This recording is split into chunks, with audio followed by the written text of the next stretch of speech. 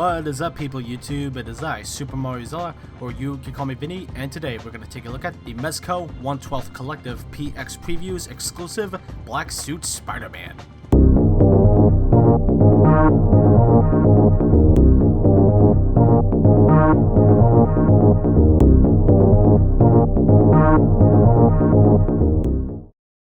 This version of Spider-Man is when he first got the symbiote costume. He first obtained the suit in the Secret War story because he wanted to see if there was a technology to repair his original suit. That wasn't until he discovered the symbiote costume by accident. The suit gives him more strength, speed, and provides unlimited webbing. Peter kept the suit but got terrified when he found out the suit was alive and wanted to permanently bond with him, and when the suit was controlling him, making him much more aggressive against friends, family, and his enemies. Peter got rid of the suit after he discovered loud noises it gives the symbiote pain. So he went to a church bell to separate him from the symbiote costume. The symbiote later found and bonded with Eddie Brock and became Venom. The figure got announced randomly as a PX Previews exclusive figure. Some people like it and some people say it's not good, so we're going to find out which is which. Let's get started. Spidey's symbiote design is not very complex, so there's not too much detail to talk about. But what they did right well enough. The head sculpt is a very nice sculpt, and the paint on the eyes is well painted. The eyes are nice and big to replicate the classic look of the symbiote Spider-Man. And moving down, we can see the final product had a change from the prototype. The clothes is now a flexible pleather-like material rather than regular spandex type cloth, so that's a good design change. The symbiote logo is a decal, and the decal is applied very nicely, though be warned, it can peel off if you're not careful. The body is a very lanky and skinny sort of muscular-like sculpt, and it looks pretty good. Spider-Man was never a big dude, so this makes sense.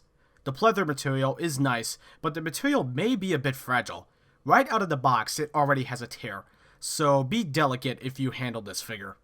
The arms themselves are thin, light muscular type sculpt, but you can still see Peter still has some gains. The hands are fists, obviously, and they are plastic, not cloth, and the white is painted on them decently. The back of the figure looks cool, but the decal is pretty misaligned, which is not very good, and it's also slightly gunky. Again, that's not good. A lot of people say this figure is bad because of the stitching. Well, to be fair, they had to use stitching because they had no choice. Was this thong stitch a bad place to put the stitching? Sure, but you can't automatically say this figure is 100% bad because of it, especially if it called for it, so that way it can be put together. Sorry, moving on. The legs have a thin, muscular-like sculpt and continues the pleather-like material. Despite the material, you can still see the muscle details. The feet have a shoe-like sculpt, and the soles of the shoes are sculpted and painted, and they're plastic, not cloth. Spidey looks great, but if the stitching bothers you, I'm gonna say right now, this figure is not for you. Black Suit Spidey is possibly one of the most posable Mezcos ever. So, let's go over it, shall we? Head is on a double ball peg. The neck itself is also on a ball joint. So we can look up about this far, and the neck is wrong. Okay, there we go. He can look up about this far, and look down about this far. We have plenty of play. He can also look side to side. It's pretty good. Arms, they can rotate up to about here. Obviously not a full 360. Excellent range, for a Mezco anyway. They can go up about this high. We have a bicep swivel. Double hinged elbows. Way more than 90 degrees, so that's pretty good. Waist, we have two ball joints here and here, so he could crunch forward about this far, and crunch back a decent amount, about this far. That's pretty good. You can also slightly rotate and lean side to side. One thing I love about the material is that, well, for one thing, I am afraid that the material will deteriorate over time, but what I like about it is that it's actually really flexible. So you don't have to worry about breaking it so easily. But, like Daredevil, I have a feeling if you leave him in a pose for a while, or the material gets bunched up, it may leave an imprint. To me, imprints were not really a big deal, but a big deal is, like, you know, worrying about the material deteriorating. I'm not familiar with this material. It's a nice material, don't get me wrong, but I'm just afraid it'll deteriorate over time if you're not careful. So, yeah, just be aware of that if you pose him. Just pose him with, you know, slight caution. Legs, he can kick up about this far, which is really good. He can kick back and not very far at all, which is, it's alright. He can do these splits, but I don't want to because obviously I do not want to ruin the stitching. Thighs can swivel. Just be careful with the material. Knees are on a double hinge. They can hinge pretty good. Ankles, they can hinge this far back and this far forward. Forward, not so much. Back, pretty good amount.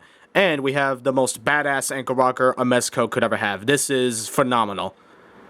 That's really good. And it's because they changed the joint itself. It's no longer a ball joint. It's actually a swivel and a hinge. Think about it like a Marvel Legends figure, actually. One problem. This ankle joint is stuck. It can hinge, but it cannot rock. And this is not only on mine. A couple other reviews I saw did actually have this problem. I tried to force it. Before I learned, when people tried to force it, it broke. If you end up with this, don't move it.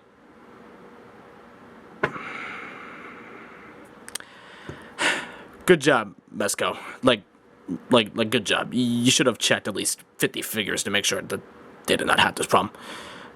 Don't get me wrong, Black Suit Spider-Man is still plenty posable. You'll get him in some pretty cool poses. I just wish that issue did not exist at all, because that's just, ugh. Like, that's not good. That's not good. Well, if you don't end up with that, you'll have a good time posing him on Spidey. Spider-Man stands to the top of his head just around 6.5 inches tall. Here are the comparisons. Here he is with the Revoltech Wolverine and Captain America. Here he is with the Marvel Select Venom and Carnage. Here he is with the Marvel Legends Demolition Man and Songbird. Here he is with the Marvel Legends Juggernaut and Rhino.